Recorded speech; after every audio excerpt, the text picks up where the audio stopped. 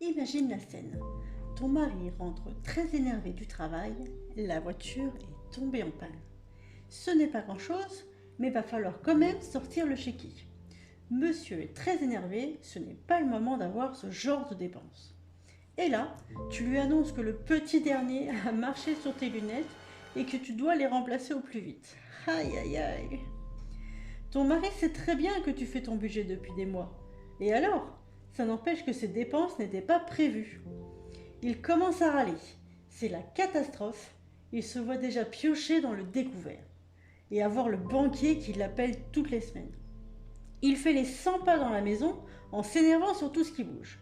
Et là, toi tu lui expliques que, ok, c'est pas drôle, mais que vous avez un fonds d'urgence. Un quoi? Un fonds d'urgence. Vous allez pouvoir passer cette mauvaise étape plus sereinement. Merci budget.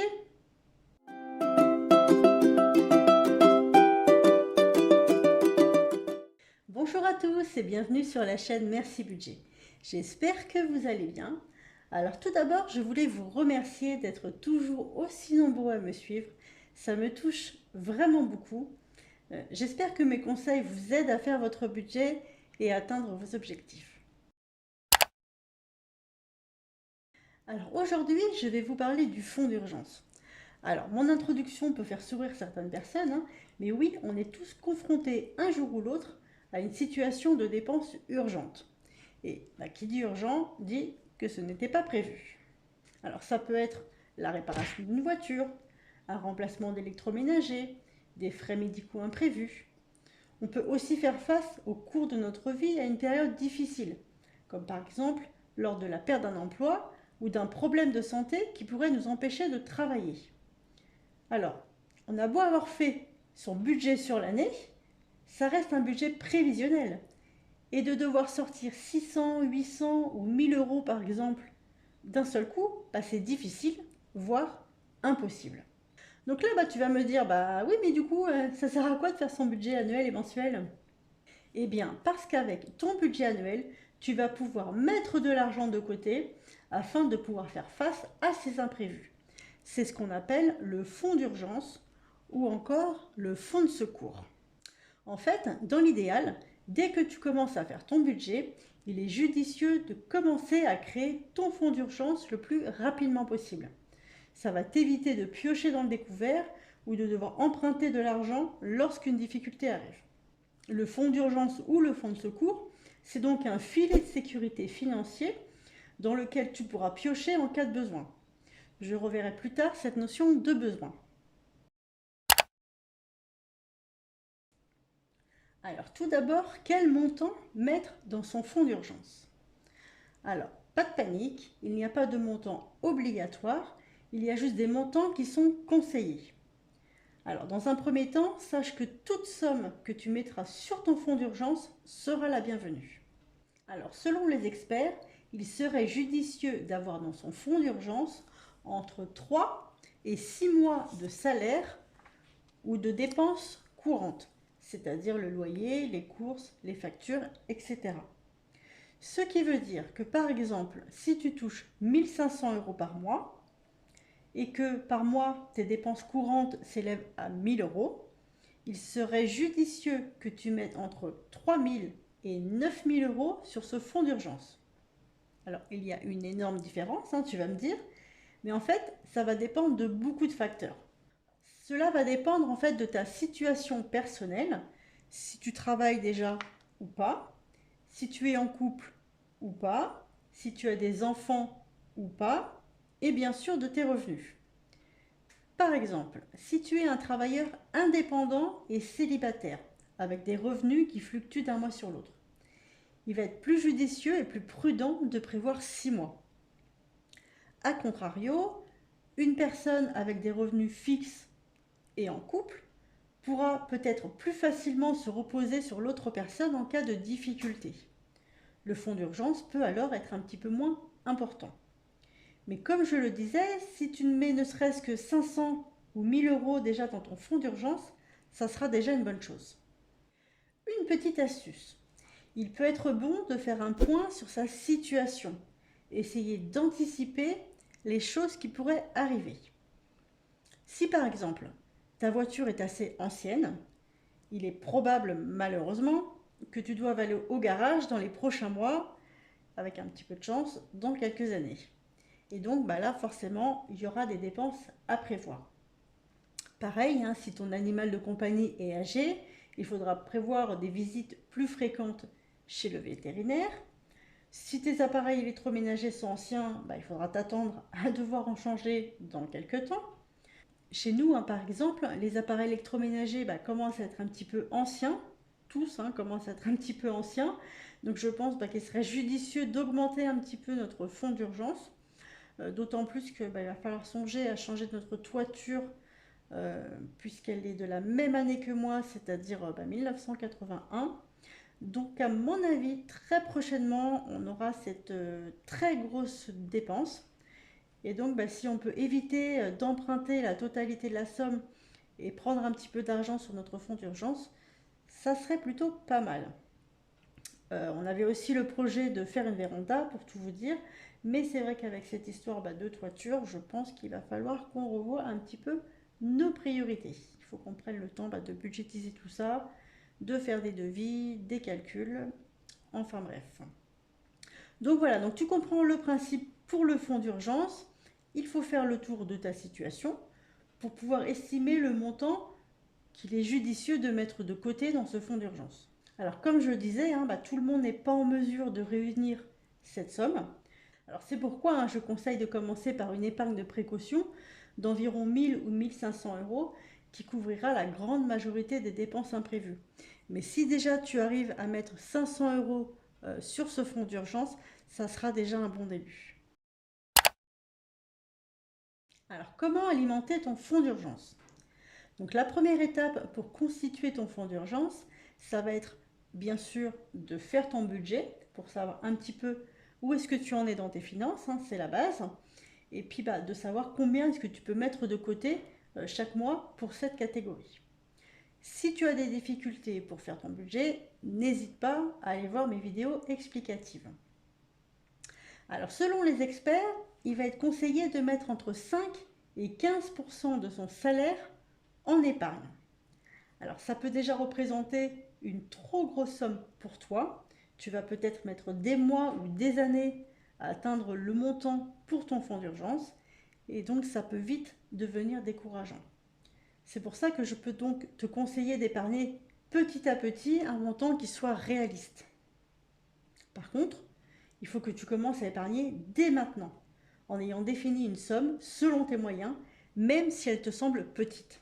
En effet, même les petites économies ont leur importance. Comme on dit, les petits ruisseaux font les grandes rivières.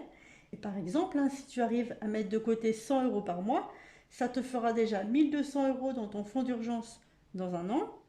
Et puisqu'une urgence est imprévue, elle peut très bien arriver dans 5 ans. Et à ce moment-là, tes 100 euros par mois deviendront 6000 euros. Et même si tu arrives à mettre que 20 euros par mois, eh bien c'est toujours ça, mais le but c'est vraiment de démarrer.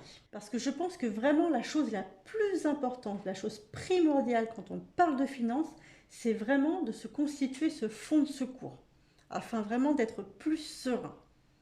Je pense que pour cela, dans un premier temps, pendant quelques mois peut-être, eh bien il faut faire tout ce qu'on peut pour alimenter le plus rapidement possible ce fonds d'urgence. Et une fois que tu l'auras, ça sera beaucoup plus simple, tu verras.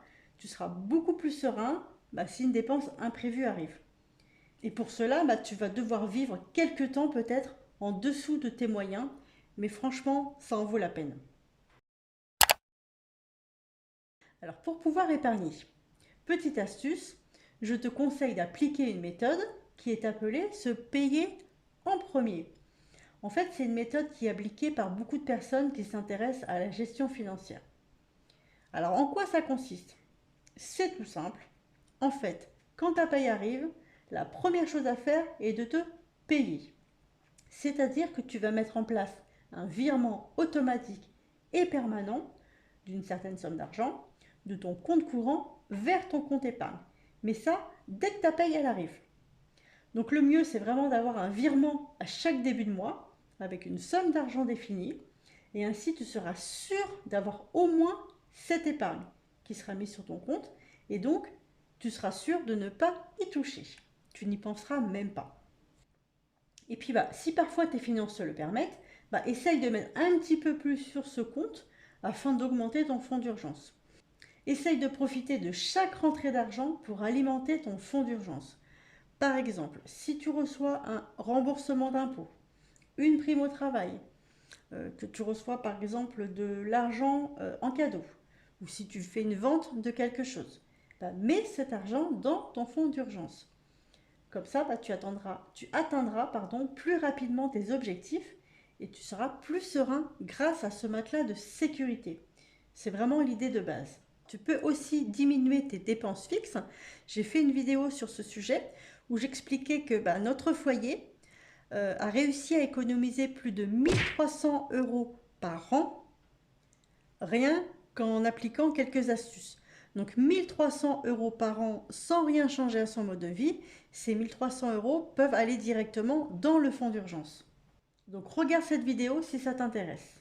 Alors autre petite astuce, tu peux aussi utiliser l'application Plum qui te permet d'épargner automatiquement pour toi sans que tu t'en rendes compte. Je te mettrai le lien en description. Où placer ce fonds d'urgence? Alors tout d'abord, puisque l'argent du fonds d'urgence ne doit être utilisé que dans de très rares occasions, il est judicieux de mettre cet argent de côté sur un compte à part, pas sur ton compte courant. Quand je parle de compte bancaire à part, je parle d'un compte où l'argent doit être accessible rapidement et facilement en cas d'urgence. Parce que s'il y a une urgence, on ne peut pas se permettre d'attendre plusieurs jours pour avoir l'argent, puisque comme son nom l'indique, c'est une urgence, je me répète un petit peu. Donc ça peut être un livret A, un LEP, un LDD, peu importe, mais pourvu que l'on puisse disposer de ces fonds rapidement. Le mieux, c'est vrai que c'est de choisir aussi un compte où il y a très peu de frais. Alors tu peux très bien ouvrir un compte en ligne, spécialement à cet effet. Il en existe des gratuits, par exemple chez Boursorama. En plus, il y a régulièrement des offres dessus avec des primes, donc c'est vraiment top pour alimenter ton fonds d'urgence. Pas pour aller au resto. Moi, je suis chez eux depuis quelques temps pour mon compte courant et pour mon compte épargne. J'en suis très satisfaite, c'est gratuit. Si ça t'intéresse, je te mets le lien dans la barre de description. Mais il y a aussi plein d'autres banques en ligne qui font des offres très régulièrement. Donc surtout, n'hésite pas à créer un compte dans une banque en ligne. Alors, quand utiliser son fonds d'urgence? Donc c'est là où la notion de besoin intervient. Comme on l'a vu, ce fonds d'urgence sert uniquement pour les urgences. Ça peut être une réparation de voiture, un déménagement imprévu, des frais médicaux exceptionnels, une perte soudaine de travail. Et donc il s'agit bien de besoin et non pas de désir. Ce fonds d'urgence ne sert pas à faire les soldes. Il ne sert pas non plus à s'acheter un nouveau téléphone alors que le tien fonctionne toujours, ou encore à s'acheter ce dernier truc à la mode tout simplement parce qu'il y avait une grosse promo dessus. Non, non, non, ce fonds d'urgence ne sert pas du tout à ça. Alors par contre, s'il s'agit bien d'une urgence, pas de souci, ce fonds de sécurité est là pour ça. Par contre, une fois que tu auras pioché dans ton fonds d'urgence, il faudra toujours continuer à épargner chaque mois pour le réapprovisionner. Parce que malheureusement, une autre dépense imprévue peut arriver vite derrière. Alors, un petit résumé des choses importantes de cette vidéo. Si tu n'as pas de fonds d'urgence, il faut commencer le plus tôt possible, c'est la base. Il faut essayer de mettre un maximum d'argent pour te garantir un matelas de sécurité. Du coup, ça va être judicieux dans les premiers mois d'essayer de limiter au maximum les dépenses qui peuvent être considérées comme inutiles pour pouvoir ajouter ces montants à ton fonds d'urgence. Ça peut être par exemple faire des économies en apportant ton repas au travail au lieu d'aller dépenser en extérieur. Ça peut aussi être réduire un petit peu tes sorties ou alors vendre des articles que tu as chez toi parce que plus ton fonds d'urgence sera important et plus tu seras bien. L'idée, c'est d'avoir au minimum 1 000 € dans ton fonds d'urgence en cas de galère. et donc tu dois inclure ça dans ton budget annuel et dans ton budget mensuel. L'autre astuce, c'est de se payer en premier, de mettre en place un virement automatique dès que la paye arrive pour ne pas utiliser cet argent. Donc on l'a vu, hein, avoir un fonds d'urgence pour les mauvais jours, c'est vraiment indispensable car on aura beau faire son budget tous les mois avec les dépenses fixes, les dépenses variables et les dépenses approvisionnées, il y aura toujours un trou dans ton budget si tu ne prévois pas l'imprévu. En effet, hein, personne n'est à l'abri d'un coup dur dans la vie, malheureusement, ça peut arriver à tout le monde d'avoir un accident de la vie. Et si en plus les problèmes financiers viennent se rajouter, c'est vrai que ça peut vite devenir une spirale infernale. Et grâce à ce fonds d'urgence, tu ne seras pas obligé de piocher dans ton découvert, de t'endetter ou de demander une avance sur salaire. Rappelle-toi qu'aucun montant n'est trop petit pour commencer, que ce soit 50, 20 ou même 10 euros. L'essentiel, c'est vraiment d'ouvrir un compte pour ton fonds d'urgence dès maintenant et de l'alimenter le plus possible. Le but, encore une fois, est de maîtriser ses finances personnelles afin d'être plus serein. Si tu as aimé cette vidéo, tu n'hésites pas à mettre un j'aime. Et si tu ne veux pas louper les prochaines vidéos pour enfin prendre tes finances en main, pense à t'abonner et activer la petite cloche. Sur ce, je te dis à très vite. Bye!